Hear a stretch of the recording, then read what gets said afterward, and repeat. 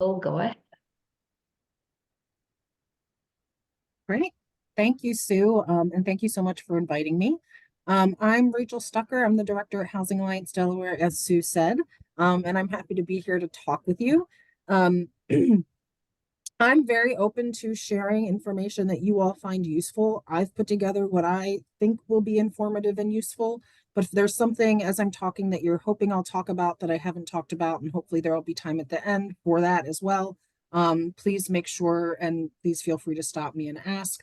Um, I I'll tell you a little bit about myself, a little bit about our organization, and then a little bit about some things that we are advocating for and asking that the community do to make some change when it comes to housing in our communities, which is a big problem for lots of people right now, more than ever, at least probably not ever. But I've been doing work in the housing arena in Delaware for about 13 years. And I think this is the worst it's been in terms of the extent to which housing inaffordability, um, the lack of decent quality, safe housing is impacting people throughout our state and the number of people that are being impacted. I am from Delaware. I live in the Newcastle County area, right outside of Wilmington. Um, I believe I drive by your beautiful church on a regular basis and have always wanted to go inside.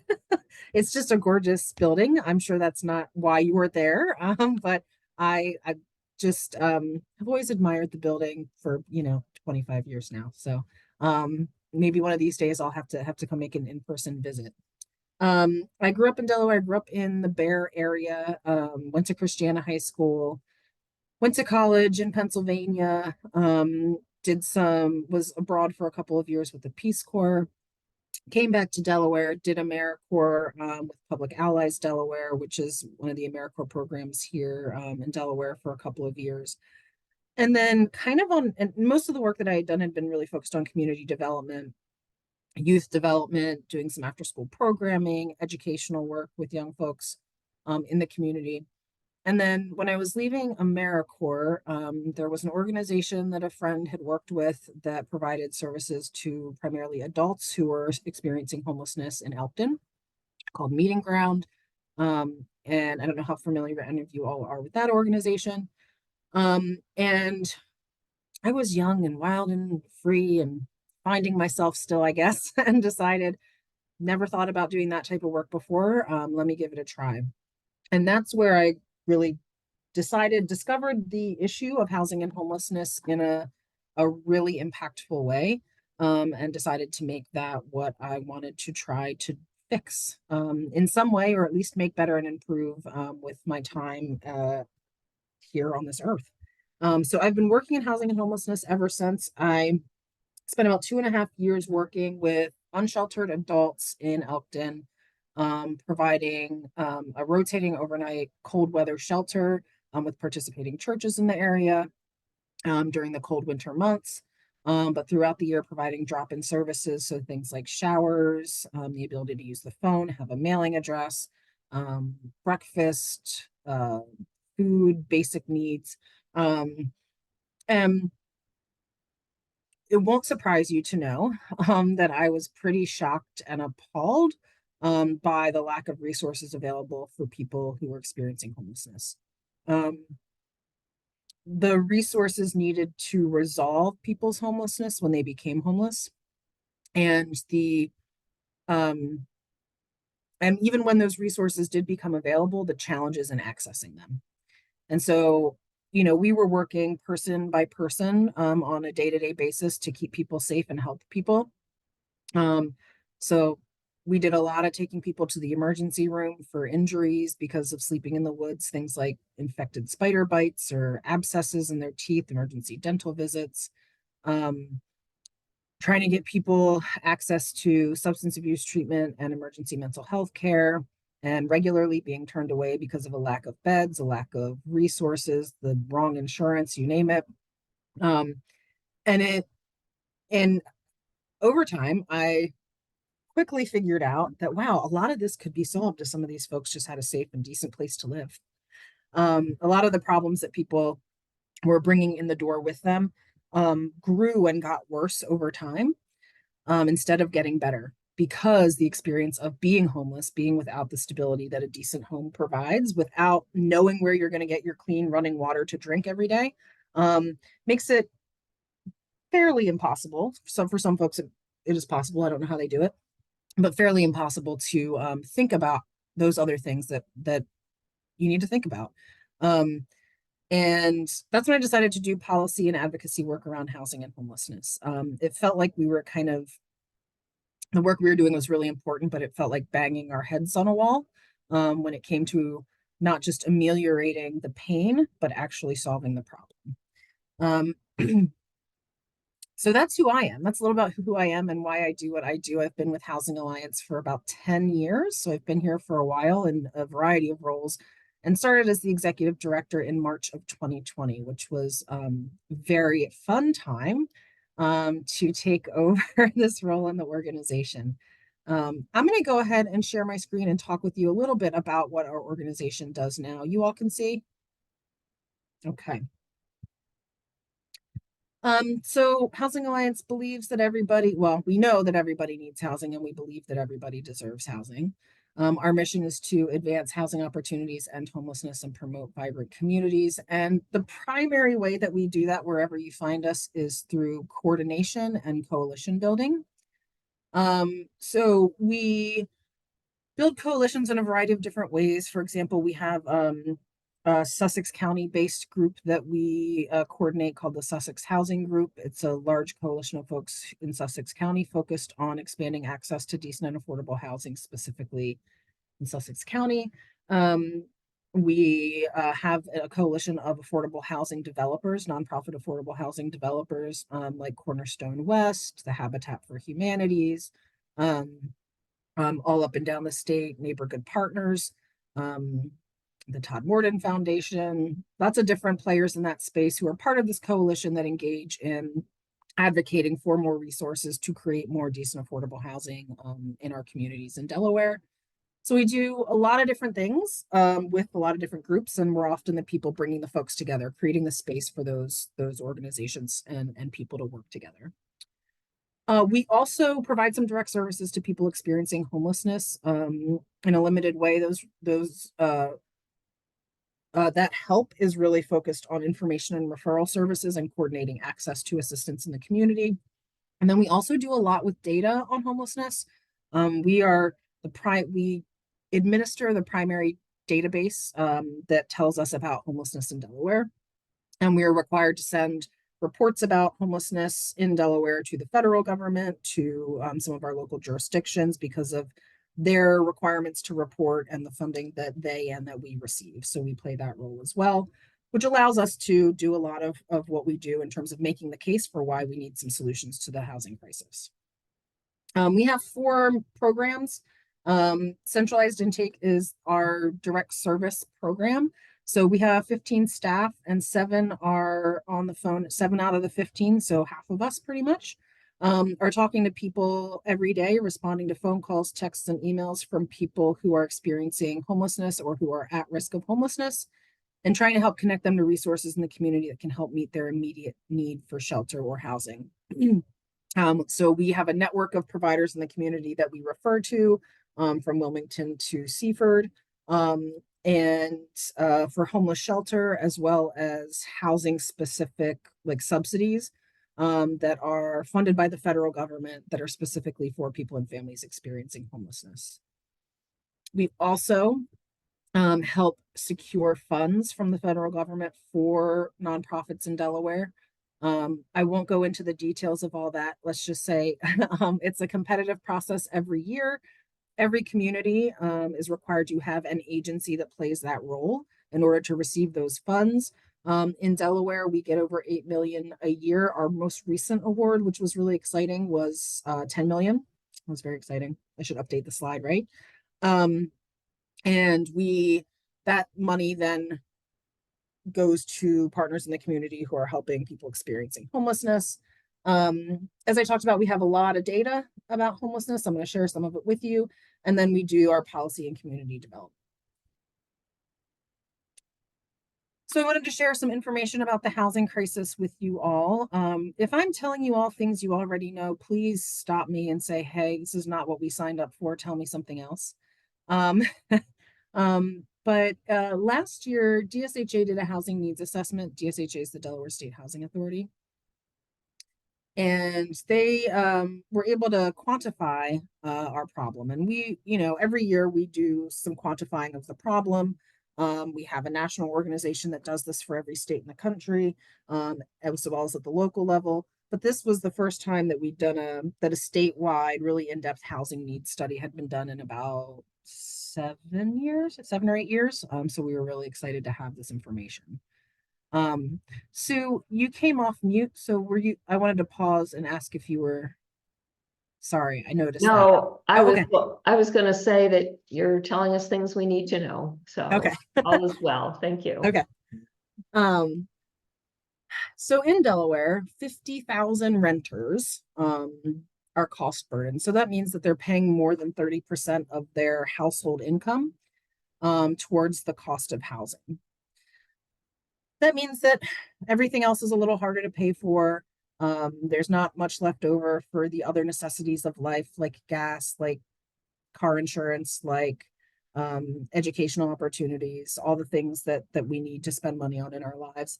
And half of those folks, half of the folks who are cost burden, are actually severely cost burden, paying more than half of their income on the rent, which even more limits people have to choose between paying the electric bill, paying the water bill, paying rent, paying putting gas in the car, spending money on prescriptions and medical care, health insurance, all those things. There are almost 14,000 renters in Delaware with very low incomes. So that's less than 20,000 for a single person. It increases as you go up the household size, but those are the folks that are most burdened by the cost of housing, which has continued to increase and far outpace increases in wages or income. One of the craziest things that the study told us was that 8% of Delawareans are precariously housed or homeless. 8% is not 10%, but it's closer. It's kind of close to 10%. 1 out of 10 people being precariously housed, meaning that they're temporarily staying with a family or friend that they don't want to stay with, can't stay with forever, and are looking for somewhere else to go. Couch surfing, sleeping outdoors, sleeping in shelters, sleeping in cars, sleeping in motels temporarily without decent, stable, safe housing. So this chart, I'm just going to ask you to focus on the pie chart, who are extremely low income renter households. So these households that are 30% of the median income. So the lowest income households in our community that are really burdened by the cost of housing and by rent. About 44% are seniors. About 16% are people with disabilities. And almost a little over 1 in 3 is in the labor force in some way. And so I think, when we talk about how high rents are, how low incomes are, how those don't match, how we need more affordable housing in the community, I think people often have, or people who are on the brink of homelessness, one paycheck away from homelessness, have an idea in their head about who that is, and it usually isn't this. And so I like to share this pie chart with folks when we're thinking about who's being impacted by that housing problems. So the chart on the left will show you also, and it's a little bit old, but it tells a good story. It's not as recent as 2023 or 4. But between 2019 and 2021, so the blue bar graph represents the percent in Delaware of rent growth. So you can look at the far left bar, and it's telling you that in those 2 years, rents in Delaware on average grew by almost 14%, increased by almost 14%. Income, on the other hand, grew by about 7%, so about half of that. So rent is increasing at double the rate of people's incomes. So people just can't keep up. We currently have a shortage of about 20,000 units of affordable housing for low-income renter households. And on an average year, Delaware is creating about 250 new affordable rental units. We are not unique We like to think we are. We're not unique in this way in Delaware. We, like many other places in the country, have failed to invest in housing for decades. And that's how we get to where we are today with rising homelessness and increased instability and housing problems. So I talked to you a little bit about the information referral services that our organization provides. So really what that is anyone in the community throughout Delaware, and we even get calls from folks in neighboring states sometimes, who are having a housing crisis, experiencing homelessness, being evicted, don't know where they're going to go, can call us, and we're trying to connect them to some homeless assistance resources in the community. So in 2023, about 10,000 households contacted us. That could be a single adult, it could be a couple, it could be a family with children, but that's 10,000 households contacting us for emergency help. And you can see that over time, from January to December, the number of households contacting us was generally increasing. Numbers were going up through the year, not down. On a consistent basis, between 55 and 60% of people contacting us are identifying as Black or African American, and 22% of Delaware's population is Black or African American. I don't think I need to talk to you about why that might be.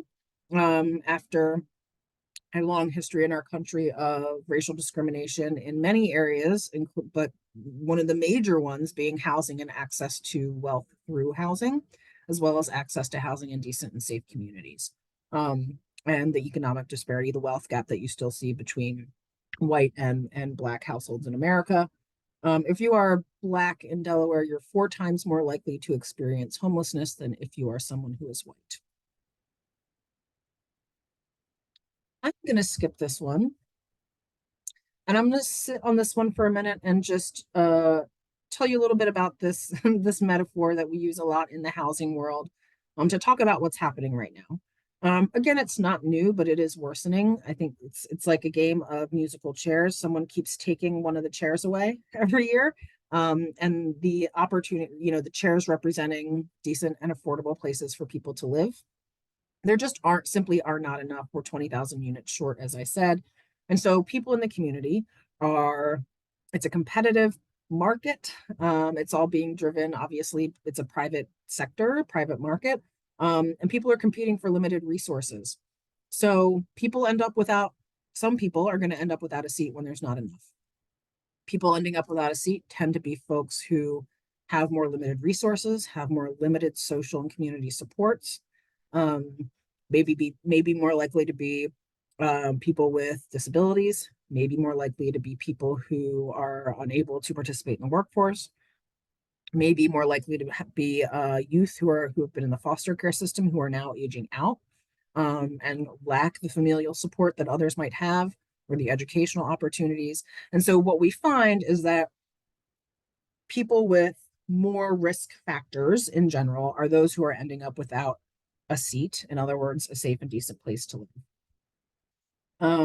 If there's one thing that I like to make sure people take away from time I spend with them is how much homelessness is a housing problem.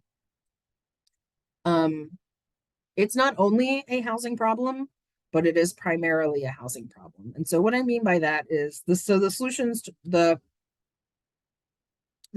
homelessness isn't only housing, but it is the primary driver. The lack of housing is the primary driver. So there have been a number of really large scale nationwide studies on this over the last 5 to 10 years, looking at what are the similarities between Philadelphia and Chicago and Miami.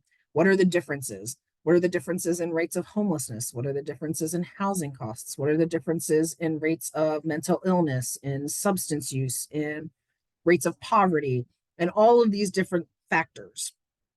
Consistently, the only thing that predicted changes in rates of homelessness was changes in rates of housing costs and housing supply. It wasn't the weather. They looked at weather. Seattle, San Francisco have much higher rates of homelessness than the city of Philadelphia, even though the city of Philadelphia has much higher rates of poverty. Right. So when you look, so people have more risks. Some people are more likely to become homeless in this competitive rental market. Ultimately, it can be solved with more decent, safe, affordable housing, as well as the support services that folks need to stabilize. One of the things that we do at Housing Alliance every year is the annual point in time count. You may have heard of this. It's our every community who gets any federal funding to address homelessness is required to conduct a one-night count of people experiencing homelessness in the community that shows trends over time, gives you a snapshot. And we've been doing point in time counts in Delaware. I think the first one was in 2006, maybe something like that, 2006, 2007. And it's always in January, so it's always the same time of year. And it only counts people who are sleeping in unsheltered situations, like a car, a park, an encampment, an abandoned building, somewhere that is not meant for people to sleep, or people sleeping in emergency shelters or transitional housing programs that are for people experiencing homelessness. Right. So it's not counting everybody who's sleeping, on their friend's couch for another week. That would be impossible to do.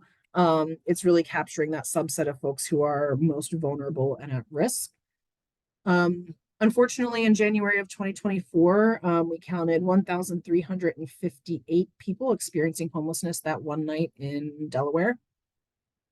And it was the highest count on record if you don't include the COVID years.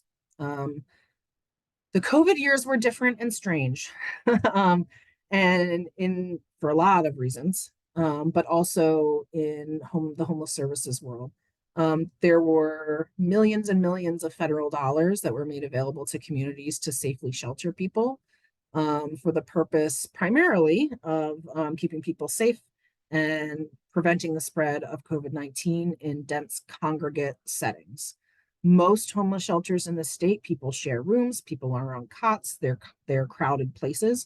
And those places had to not be that way. They had to one person per room, social distancing. They had to do all kinds of things to keep people safe, which meant there was less shelter available. The response, thankfully, from the federal government was to infuse resources in the community to make safe shelter available for people. Most communities, including Delaware, that was a lot of hotel rooms. So hundreds and hundreds. In 2022, there were over 1,000 people in hotel motel rooms experiencing homelessness in Delaware. We don't have those resources anymore. Those folks are harder to find. Things are different, but the resources for shelter ballooned as a result of COVID-19 in 2021 and 2022. So those numbers are really kind of off the charts. If you don't include those and you look at kind of status as usual, our system of care for people experiencing homelessness without those resources, 2024 was the highest on record. And from 2020 to 2024, the number of people sleeping outside on our streets increased by almost 60%. 58% Black African American, 306 people were 55 plus, and 1 in 4 was a child under the age of 18.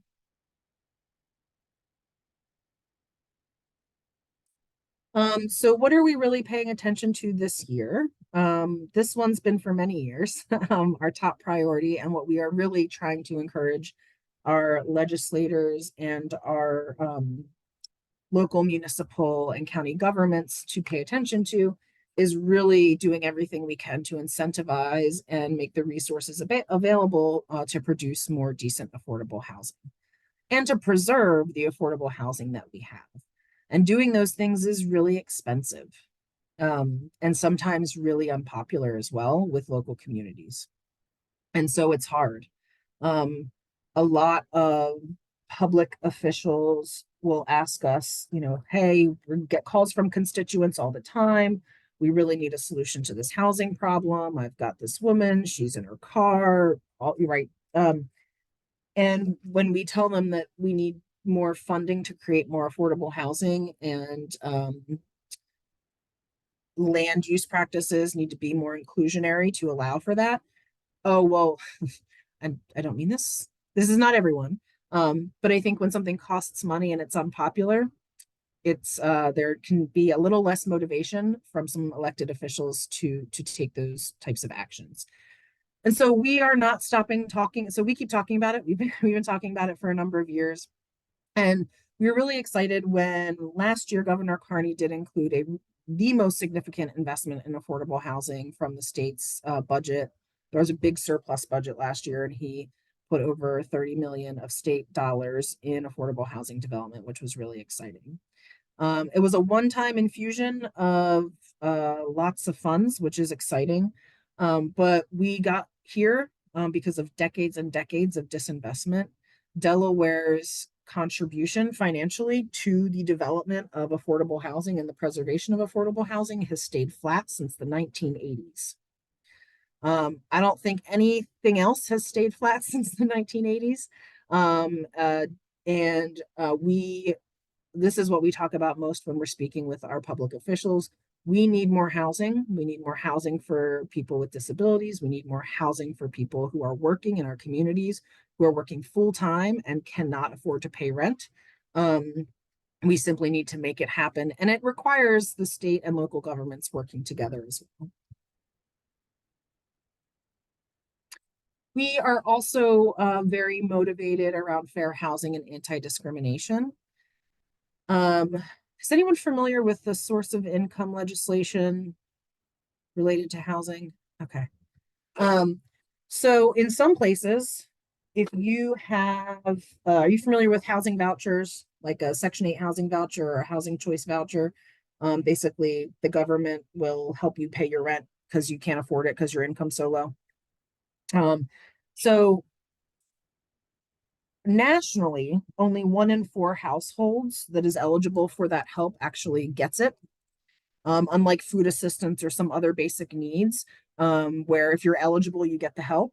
Like food stamps, for example, with housing, only 1 in 4 households who's eligible actually gets the help. If you happen to be lucky enough and it's been 3 or 4 years since you put your name on the list and you get the call that there's a voucher available for you, you have to go find a unit out in the private housing market that will accept that as a form of payment. In some communities, they have something called source of income protections that apply to those vouchers that says that a property owner or a landlord can't say, I'm not going to rent to anyone with those vouchers. In Delaware, we don't have those protections. In a lot of places, there aren't those protections, but in Delaware, there also are not those protections. We have a lot of source of income protections in housing, actually. It's part of a whole piece of legislation. But there's this part in there that excludes housing assistance as a form of income that is protected. So we are really, Senator Lockman is going to be reintroducing her source of income protection legislation in a couple of weeks. Today, she told us that was probably going to happen on May 9th in Dover, which is our day for housing, which I'll talk about soon. And this is a big one. This is a big one for us. The people impacted are primarily minority households, primarily people who are older, who are being prioritized for these housing vouchers. And everyone deserves at least an opportunity to apply for a housing unit. It gets really complicated really quickly. But basically what this protection would do would be you should be considered just like anybody else. You can still be denied because of your poor credit history. It doesn't solve all the problems, right? You can still be denied because you have an eviction on your record, which is a whole nother issue we could talk about. You can still be denied for a variety of good legal reasons, but you can't be denied because you'd be paying with a housing voucher. And so the idea is that it opens up opportunities in communities where you can have a big apartment and it tends to be in nicer communities too. You can have a big apartment complex somewhere that says, we don't take those. We don't want those people living here, right? Who are those people? As you can see, they tend to primarily be minority households. And so for a lot of us in the housing world, this is a fair housing and discrimination issue. And we are really supportive of the legislation that Senator Lockman is going to be introducing. We, in the same way, we are seeing in Delaware in the same way that nationally is happening. There's a lot of um, fear and anger and blaming when it comes to homelessness. In some parts of our society, it's become a real politically divisive and a wedge issue that's being used to rile up people. I hate to use the word, I don't like it, but culture war type of an issue. Um, and we just want to be very clear. We support the Homeless Persons Bill of Rights. Feel free to look it up. It is a bill, if you're not familiar with it, and that Representative Phillips is championing for that really says that someone can't be denied access to housing, employment, because they put a shelter address on their application, for example. But they put the address of the Friendship House drop-in center on their housing application. Because they are homeless, they cannot be denied employment or housing. They can be denied for a whole host of other legal reasons, but that being homeless should not be one of those reasons. It's a huge problem for people trying to find their way out of homelessness. If they are consistently told, no, we don't want to hire you, we don't want to work with you because of that, it makes it exceptionally difficult. And so we are supportive of this bill. And there's been a lot of antagonism. A lot of people have a lot of strong feelings about this bill. There's a lot of fear that it will lead to encampments in our streets the same way it does in San Francisco. There's a lot of things happening around this bill, and we feel very strongly none of those things are a part of the bill.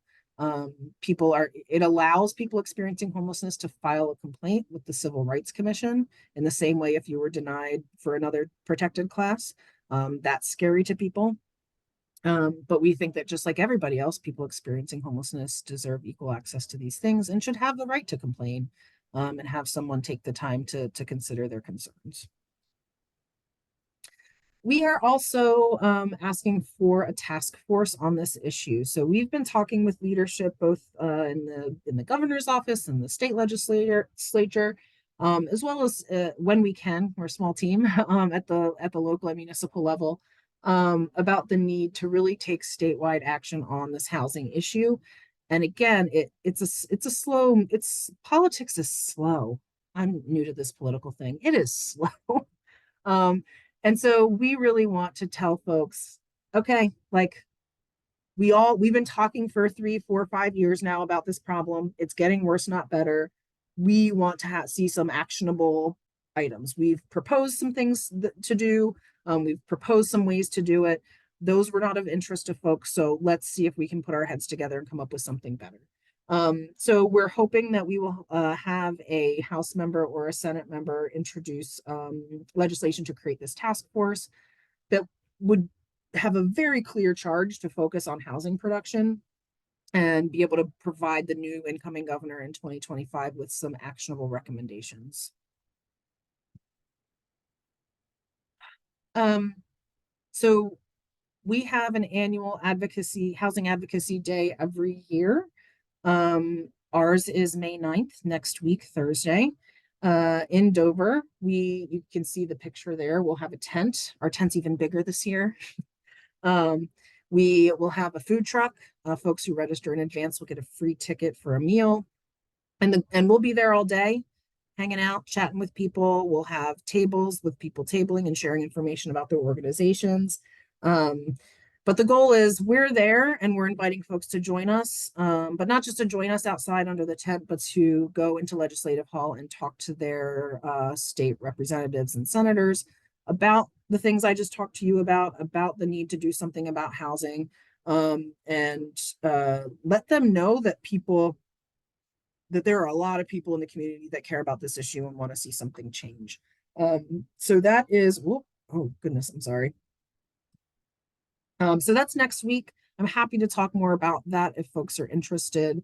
And that's really all I planned to talk about today. That was quite a lot. Thank you for listening.